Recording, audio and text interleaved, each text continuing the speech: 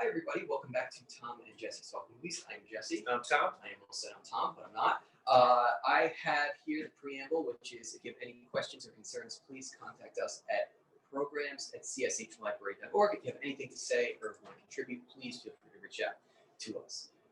So continuing off of the theme that we've been doing the past few shows, we're going to be taking a look at one of Tom's favorite movies, Revolutionary Road, which I watched for the first time, and I have some thoughts on there. I figured before I jump into it, I'd like to give Tom the opportunity to kind of give us a synopsis of what the movie's all about. Yeah, so this film came out in 2008. It's directed by Sam Mendes, who has done American Beauty from 1999, went on to do Skyfall, among many other great films. He's, I would say he's up there, one of my favorite directors. This is a personal favorite of mine, probably my favorite drama film. If not, definitely like top 5. But this is a very serious, real life drama. I say like real people, real drama. Like that's what this movie is. And to me, there's nothing more interesting than watching that kind of film. Especially with these really old characters. It is a period piece. It takes place, I believe, in the late 1950s, and it is a nice take on the American dream. We have Leonardo DiCaprio and Kate Winslet. They're a young married couple. They have young kids. They buy a picturesque house in the suburbs, white picket fence, and it really is just a take on the middle class family American dream. And I think what really drew me to it was the themes that the film explores. It's one of those what I like to call like a status quo kind of film, where we have characters who feel like they're supposed to just fit in these roles that society assigns to us, and they're questioning that around them. And those questions, they get explored in their relationships, and it was just a fascinating subject to me. Being a big fan of Kate Winslet and the director, I checked this out when it came out, and I've seen it so many times. So naturally, I wanted to, recommend it to you. I figure it could go either way. I feel that I've given you recommendations, like a lot of movies that people wouldn't call like classics, or something like Armageddon. As much as I love, that's not a film that you can really critique in a serious manner too much. Revolutionary Road is one of those films that I think will make for excellent discussion. So this was your first time watching the film, so I'd love to hear what you thought of it. Okay. And again, what's awesome is like Tom and I have known each other for so long that one of the cool things about this is it's just discourse. It's just us having fun. Oh yeah. At the end of the day, I'm not hurt whether he doesn't like a recommendation. Yeah, no, and that's the fascinating thing about talking with you or just doing this, right, is that you can, one of you could love a movie, the other can hate, or vice versa, or you both hate it, and it's just about the movie. So the reason I said that, why I gave you a little perspective, is because I overall was really severely disappointed in this movie. And I will say that my little preface, I guess, would be is that I don't. The movie is based on a book. I haven't read the book, so I don't understand the source material. I don't know whether Sam Mendes was trying to specifically replicate certain plot points, or. So with that being said, I'm just going to critique it based on the movie. I can't speak for the book itself. I had a lot of problems with this movie. Probably, namely, the biggest problem that I had is that the characters of Leonardo DiCaprio and Kate Winslet come across as just so very unlikable. You kind of see Leonardo DiCaprio where we pick up he's a philanderer. It's kind of intimated that he has an issue with alcohol. He's kind of an absent parent. And yes, certainly he works a lot and he's doing something that he doesn't enjoy doing. But you see a lot more negative, I feel like, than you do any sort of semblance of positive yes, in that character. And conversely, you have Kate Winslet, who also just really doesn't come across as all that likable in the snippet that we see. I feel like the movie, we kind of start off in a precarious position because they're already fighting. We jump right into it, which partly I like because you're not setting us up with a ton of boring backstory. Right. It's a slice of life film. We're cutting into their life. Right. You're cutting into their life. I feel like we jumped in at the wrong time. Okay. We do see a few little expository flashbacks during the better days of their marriage, but they're so small and they're so insignificant. I feel I don't get enough of that. There's not enough in those flashbacks that we see that compels me. There's not enough to say, oh, these characters are so interesting, they're so likable. This is where things went wrong. I didn't really care so much about where things went wrong. And again, I think the problem is where we kind of jumped in. As far as the acting goes, I thought that the acting was great. I felt that Leonardo DiCaprio and Kate Winslet really do have chemistry in the movie, and it's the wrong kind of chemistry because they are so vehemently at each other's throats for the majority of the film. But that works. And you made a comment, and I'm not going to steal your thunder because I want you to expand on this a little bit later.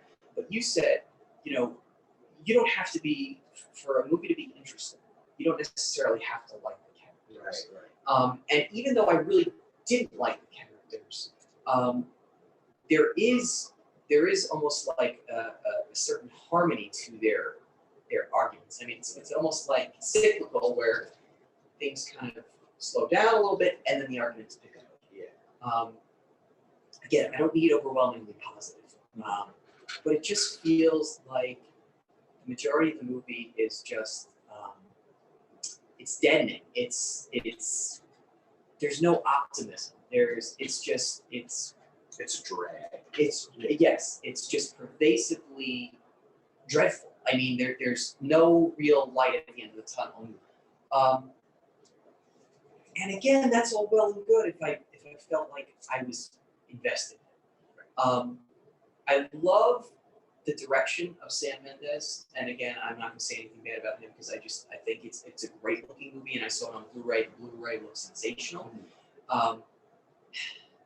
This is gonna rub you the wrong way. It's very much. Terrence Malick is not one of my favorite directors. I'm sorry to make this comparison. No, that's okay. I never saw that comparison, but I please tell me. It's a very artsy movie. It's very well shot, and I think that it maintains. I mean, it's a living and breathing 1950s environment, which I love. Yeah. But there was a certain scene, and I can't remember what it was, but some of the characters are they're ambling through this woodsy forest area, and there's this tracking shot of trees and leaves, and the sun's streaming through it. And I'm like, oh my god, this is Terrence Malick. Yeah. Just that one scene. Just that one scene. It's not overall, but I never want to say, oh boy, this film reminds me of Terrence. Of course. He's a director known for doing really pretentious artsy stuff where there's very little plot and it's just shots of like the tree of life. Beautiful looking movies but without substance. Right. And it's not to say this movie didn't have substance. Right. I was not gripped. I didn't find them to be intriguing characters. I mean there was just nothing for me to say. There's nothing for you to grab onto. Right. Yeah. So I want to, because you have a lot to say. Yeah, no, I love your criticism of it because this is one of those movies where I completely get why somebody would not like it. And I think all your points are valid and you bring up some good conversation. I mean, first off, talk about how, do you have to, in general, does the audience have to like the characters in order to like the movie? Absolutely not. To me, there are times where a character is so perfect, the movie's boring. For example, there's that movie called Love, Simon. He's too perfect. There's no conflict with him. So naturally, the movie, I'm like, okay. But then, you don't want to, on the flip side, you don't want a character so unlikable that you're like, I don't care whatsoever about this movie. And I get that. That is totally a subjective thing. So, to me, the characters, they're both awful human beings. He's incredibly immature. He's a total jerk. She's really high-strung and, just she's on edge all the time. These two people are horrible together. They should never have gotten married. But it makes for an interesting watch for me because this is a film about, it's a great social commentary on, 1950s. I mean, like, my parents were born in the 50s. They told, I mean, they were, babies at that time, but they would tell me, back in that time, the 60s, you don't talk, everything looks perfect on the outside, and on the inside, it's a nightmare, whereas opposite today, everything's very much out in the open. And if I may interject for a moment, to your point, to speak to your point, I mean, again, when you think of the 1950s, there's this hyper stylized, almost like Leave It to Beaver type thing, right? So you have magazine, perfect. You have to get that out of your head. I like the fact that they do. There's this sort of organic, authentic world where, you know what, these two people, they made a mistake. It seems like, by marrying each other, but because, I mean, it was a very conservative time period where divorce is not something that's really like readily practiced. I mean, it was almost more imperative that they stay together. And this is the view that you're getting. Where no, exactly. And I think like the film does an excellent job, whether you like it or not. I think the film does its job of painting this alternate reality where it's like, where everything's perfect on the outside. Now we look at some of the other characters in the film.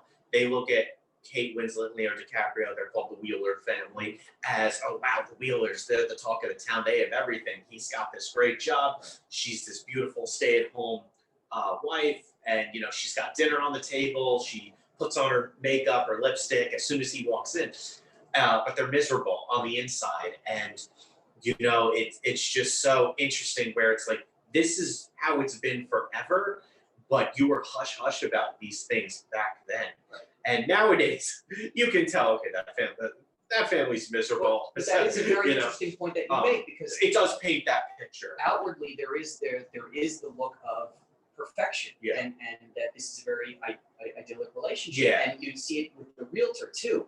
How about Kathy Bates' character, where she just talks about how they're the nicest family, and she's so glad that she sold the house to them. So again, everyone's outside perspective is these two are so happy. No, absolutely, and it's all about painting a picture, and like, oh, this is all perfect. Like, it's really damaging for the psyche, because I mean, this also is a psychological film where if you really analyze it from a psychological perspective, you're like, okay, so if you want to be successful, you have to have a colonial style house, and the wife has to stay at home, and it's like you have to do everything cookie cutter, or you're not good enough. But then, I know I just keep repeating myself, but behind closed doors, they're miserable. So, but moving on from that, getting into, you had mentioned, like, we get little glimpses of them at a happier time. And I totally see where you're coming from when it's like, the movie starts and we cut into their life and they're already fighting.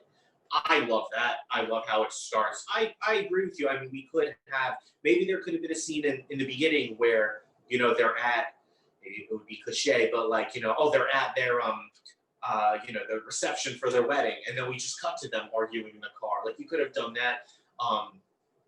Maybe you would have liked the characters more if we had longer flashback sequences of them on the beach, or, oh, hey, let's have a baby sort of thing. And then to see the dichotomy of just total difference of where they are now.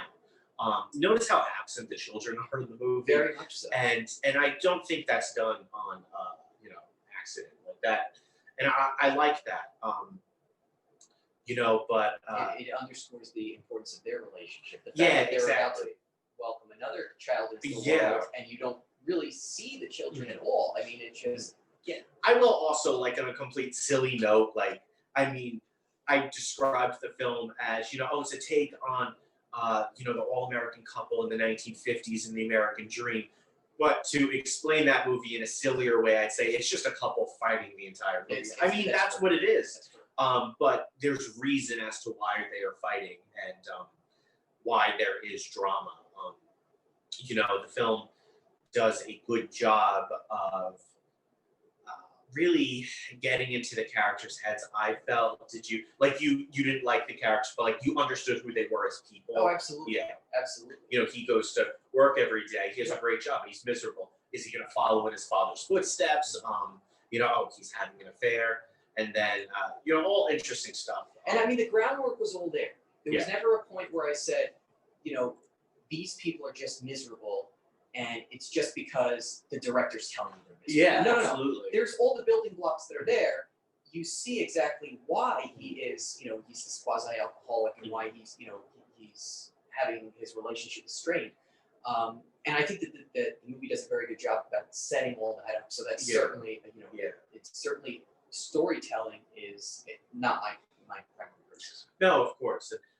Did you find yourself, I mean, maybe it's immature, but like I find myself laughing a lot in the movie just because I think their fights are so ridiculous and they're both so dramatic, rightfully so, but like, just like what their fights are about. Like she's in a play and the play didn't turn out so great. And they're screaming at each other in the car. I mean, I laugh at stuff like that. No, that I did find that argument to be rather funny too. And maybe that's what you're supposed to see, where that's like how heated they are, how animated their argument is, and maybe from the audience's perspective, you're kind of like, wait, they're getting this animated over an issue that's. But again, that's laying the groundwork for how the tensions are going to escalate. Yeah, and I mean, like I'm somebody who another reason why I love it so much is because I like looking into other people's lives and see like what they're doing, how are they doing it, and because we're all on this planet together, and it's like we all go to work, provide for our families, and we come home. And to me, people are the most fascinating thing, and this is what I like in a drama. Where how are these people interacting with their environment? How are they doing their day-to-day stuff? And it's just fascinating to me.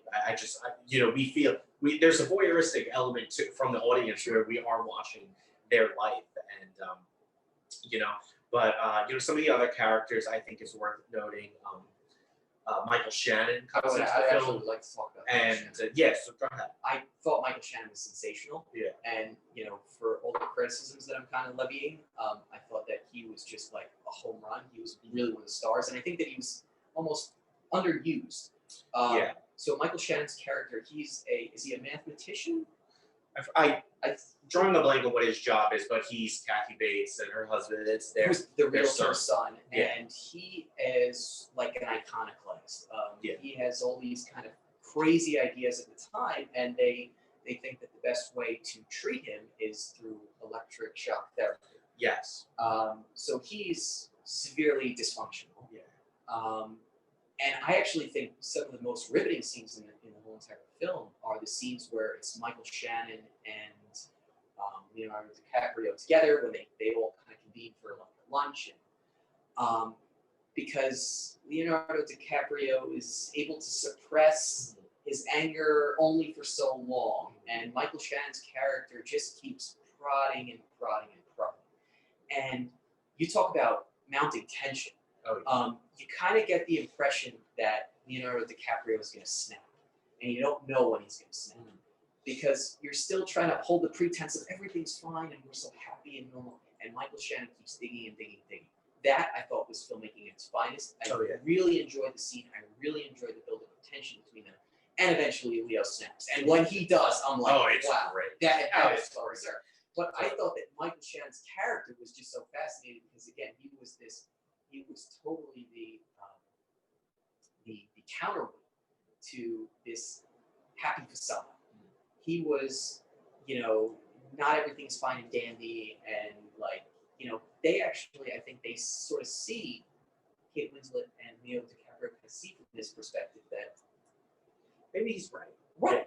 And I think his character is so interesting because yes, we all know like he's crazy, but he's crazy by 1950s standards, whereas today he would just be labeled like a free thinker, a anarchist or something like that, maybe.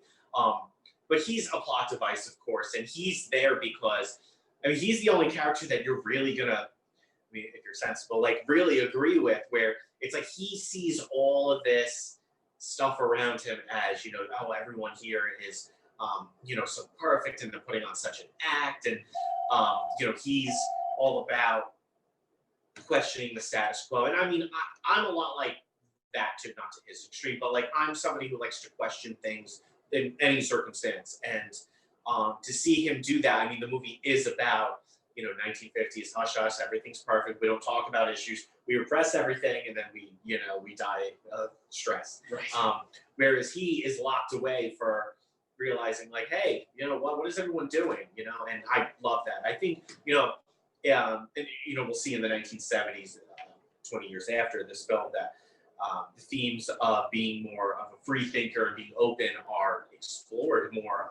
So he was definitely like ahead of his time.